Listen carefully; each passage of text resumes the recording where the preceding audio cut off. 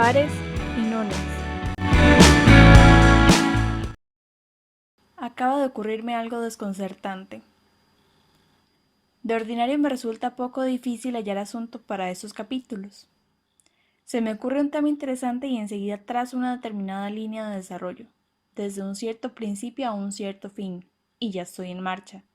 Pero hoy, habiendo decidido tratar de la simetría y terminar en la vida y en la antivida, sucedió que se me ocurrieron dos posibles modos de empezar. De ordinario, en este caso, uno de ellos me parece tan preferible al otro que lo elijo tras corta duda. Pero esta vez, la cuestión era si partiría de los números impares o de la doble refracción, y los motivos para lo uno o lo otro que bullían en mi cabeza estaban tan equilibrados que no pude decidirme. 2 horas pasé ante mi mesa, comparando ambas posibilidades, con creciente mal humor. Me di cuenta, por cierto, de la desagradable semejanza de mi caso con el asno de Buridan. Me refiero a un tal Buridan, filósofo francés del siglo XIV, quien dicen que afirmó lo siguiente: un asno hambriento, puesto entre dos sacos exactamente iguales en todo, se morirá de hambre, porque no verá motivo para decidirse por uno o por el otro. En realidad, es claro que aquí hay un sofisma, pues la afirmación no tiene en cuenta el factor azar. El burro, que no es un lógico, pondrá casualmente la cabeza de modo que vea uno de los dos sacos mejor que el otro. Torcerá casualmente las patas, de modo que un saco le quede más cerca, e irá a parar al saco mejor visto o más próximo. De antemano no podemos decir cuál de los dos sacos será. Si pusiésemos 1000 asnos entre sendos pares de sacos exactamente idénticos, sería de esperar que una mitad de los jumentos se volvería hacia la derecha y la otra hacia la izquierda, pero la conducta de cada animal seguirá siendo impredecible. Del mismo modo, es imposible predecir si una honrada moneda, honradamente lanzada, caerá en un cierto caso en cara o en cruz, pero podemos predecir con confianza que un gran número de monedas lanzadas simultáneamente o una misma moneda lanzada muchas veces nos darán cara o cruz aproximadamente en la mitad de los casos. Y por eso, aunque la probabilidad de las caras es exactamente igual a la de las cruces, ello no nos impide llamar al azar en nuestra ayuda al tomar una decisión, lanzando una sola vez una moneda. Empecemos por los números pares. Sospecho que algún filósofo prehistórico sería quien decretó que hay dos clases de números, los pacíficos y los belicosos. Los pacíficos eran los del tipo 2, 4, 6, 8, mientras que los intermedios eran los belicosos.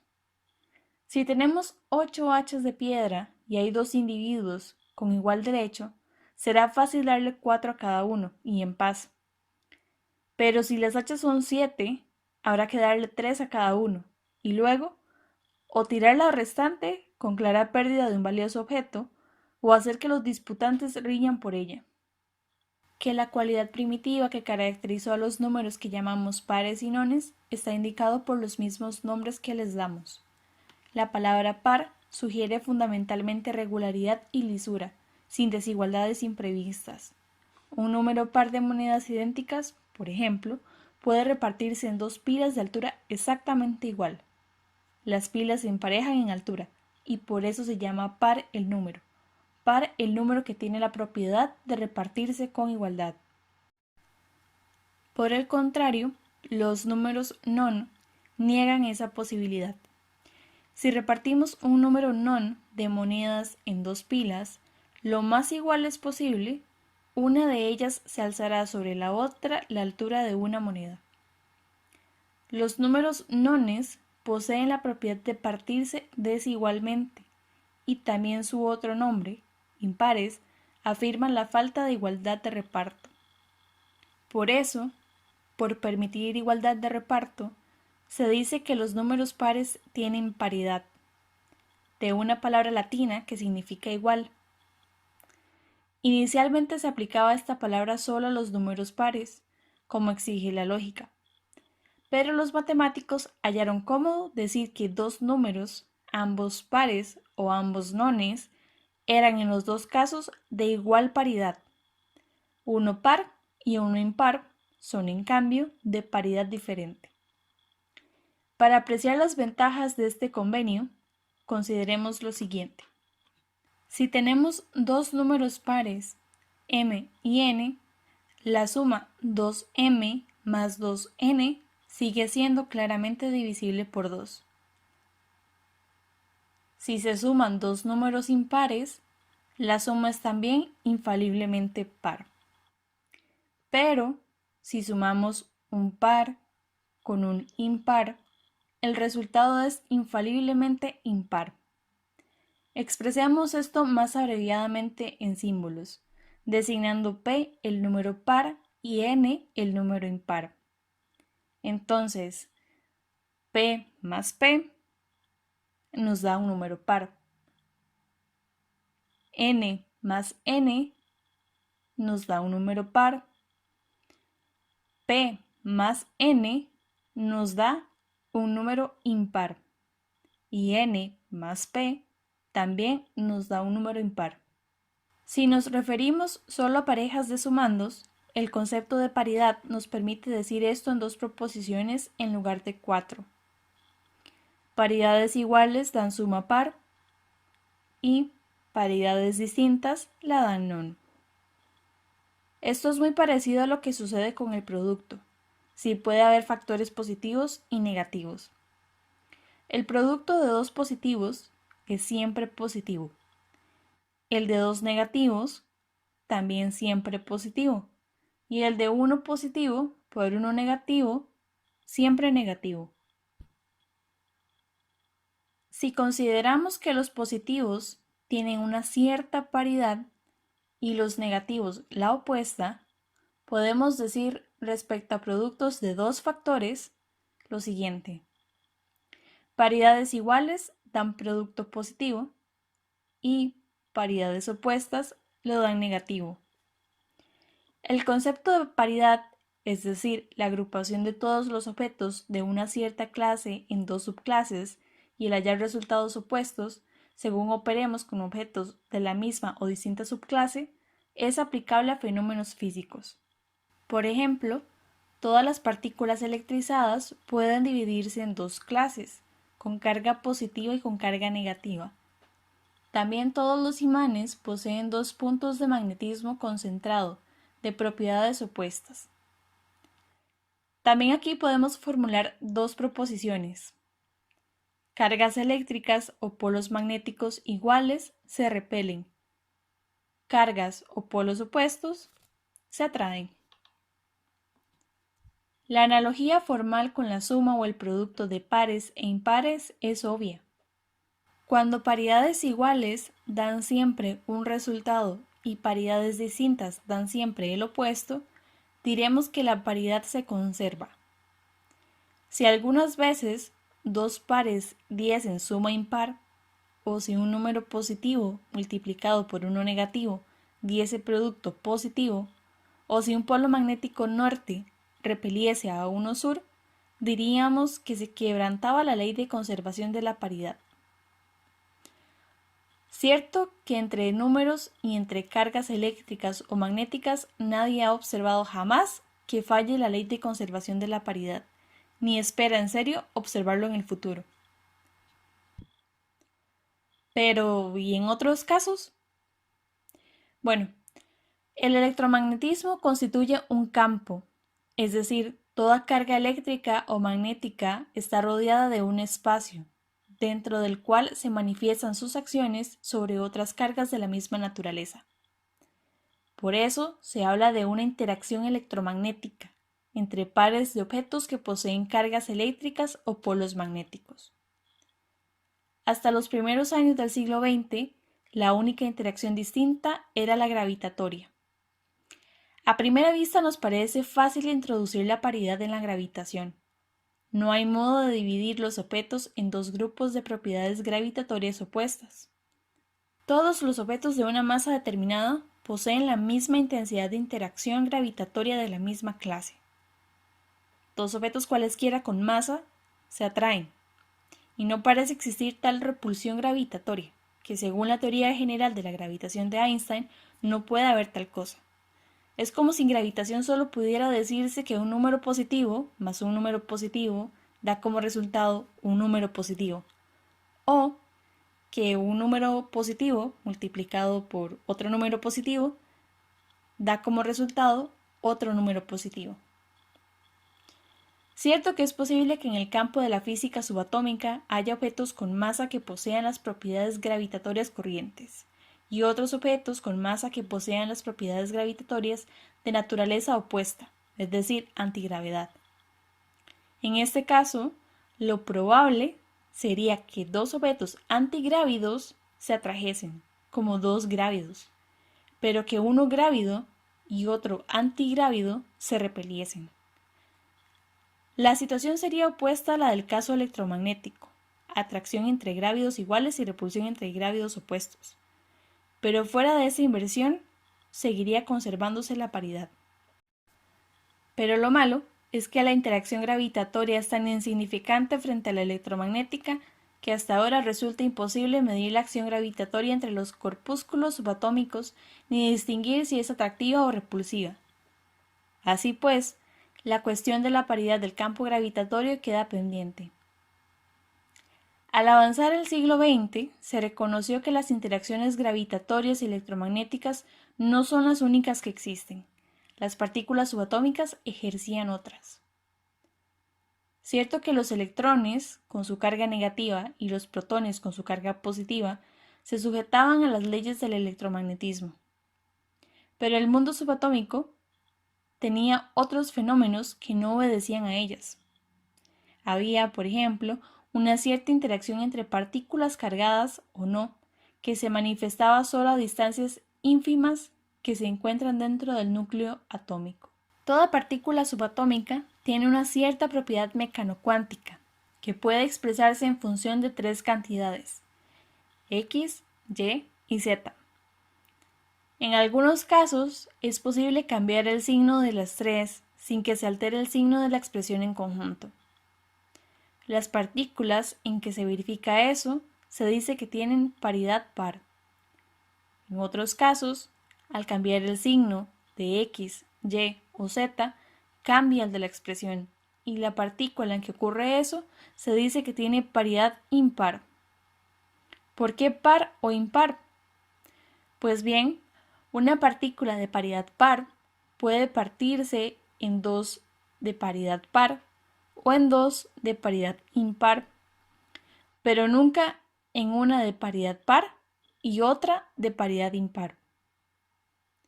Por su parte, una partícula impar puede escindirse en una par y otra impar, pero nunca en dos partículas pares o en dos partículas impares. Esto es análogo a cómo un número par puede descomponerse en suma de dos pares o dos impares, pero nunca en suma de un par con uno impar, mientras que un número impar se descompone en suma de un par con un impar, pero nunca en suma de dos pares o dos impares. Mas he aquí que se descubrió la partícula llamada mesón. Era inestable y enseguida se dividía en dos. Algunos mesones no daban dos, sino que daban tres al dividirse, y esto era bien desconcertante. Si un mesón hacía lo uno, no debiera poder hacer lo otro. Si un número par puede ser suma de dos impares, por ejemplo 10 que es igual a 3 más 7, y un número impar suma de 3 impares, por ejemplo 11 que es igual a 3 más 7 más 1, pero no hay número que sea unas veces suma de dos impares y otras veces de 3. Eso sería como esperar que un número fuese a la vez par e impar. En una palabra, representaría quebrantar la ley de conservación de la paridad. Los físicos, por tanto, pensaron que tenía que haber dos clases de mesones. El de paridad par, al que llamaron mesoncita, que se dividía en dos mesones, y el de paridad impar, mesón tau, que se dividía en tres mesones. Esa solución no resultó del todo satisfactoria, pues no parecía posible distinguir entre el mesón zeta y el mesón tau, fuera del número de mesones en que se descomponía. Inventar una diferencia de paridad entre dos partículas, idénticas en todo lo demás, parecía un sistema poco afortunado. Hacia 1956, unos cuantos físicos habían comenzado a sospechar que quizá fuese posible que falle en ciertos casos la ley de conservación de la paridad. Entonces ya no sería necesario distinguir entre el mesón cita y el mesón tau. Esa idea despertó el interés de dos jóvenes físicos chinoamericanos de la Universidad de Columbia, que tuvieron en cuenta lo siguiente. Es un hecho reconocido que no hay más de dos interacciones nucleares. La que mantiene ligados los protones y los neutrones en el núcleo es sumamente fuerte, unas 130 veces mayor que la interacción electromagnética. Por eso se llama la interacción nuclear fuerte.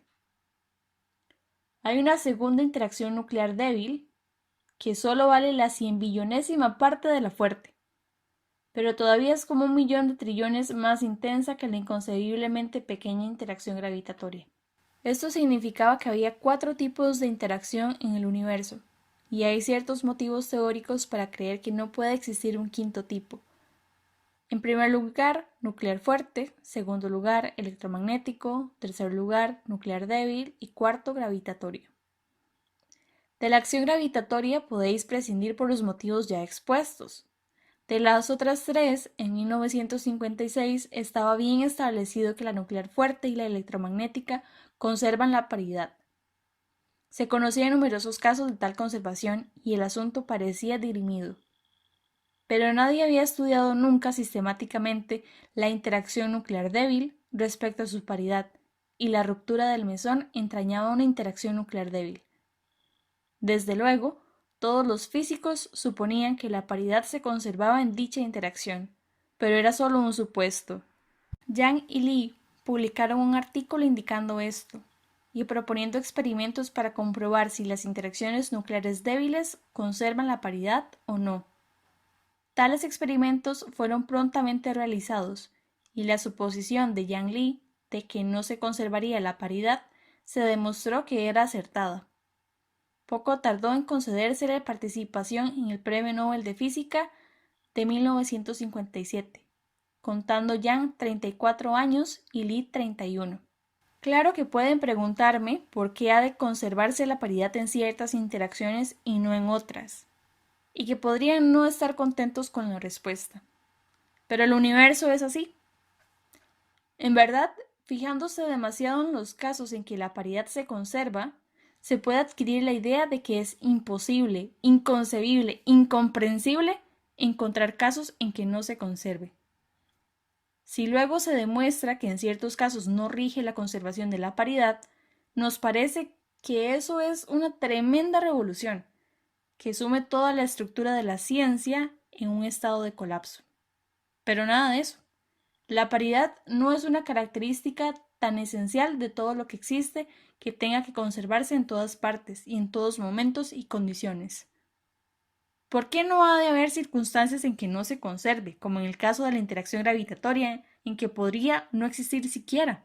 Es también importante comprender que el descubrimiento del hecho de que la paridad no se conserva en las interacciones nucleares débiles no echa abajo la ley de la conservación de la paridad, aunque así lo dijeron los periódicos y hasta algunos científicos.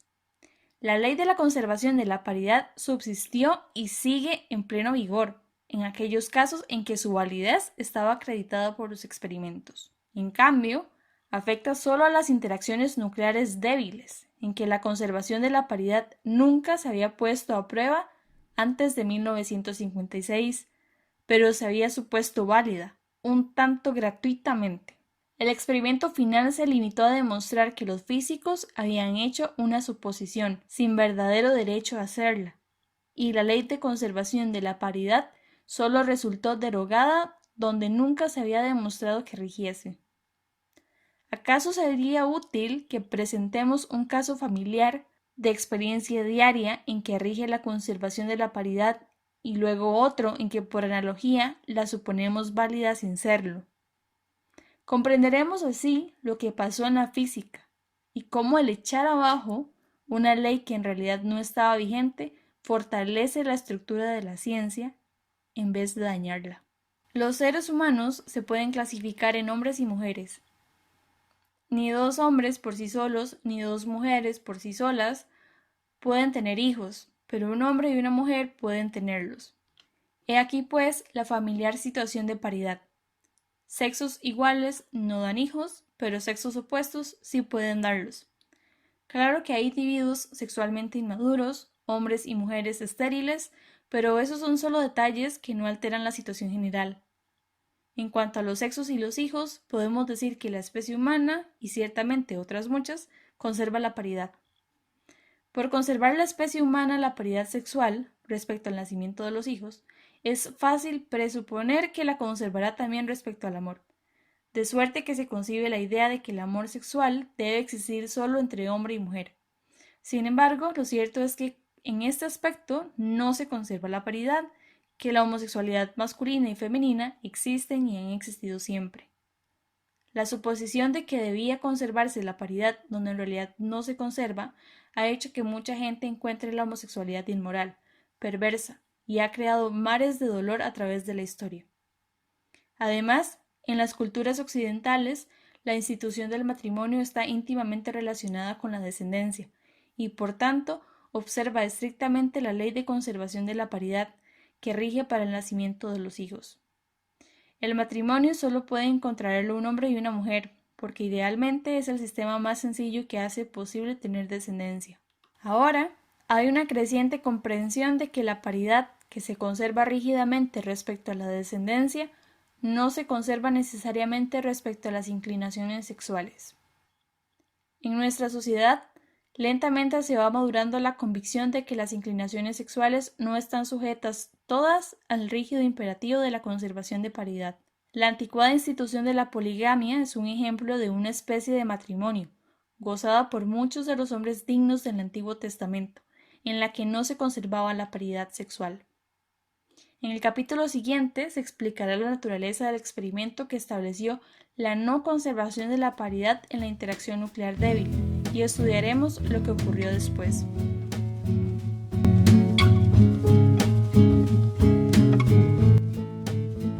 Acabas de escuchar de Isaac Asimov, El electrón es zurdo y otros ensayos científicos. Ensayo número 4. Pares y nones.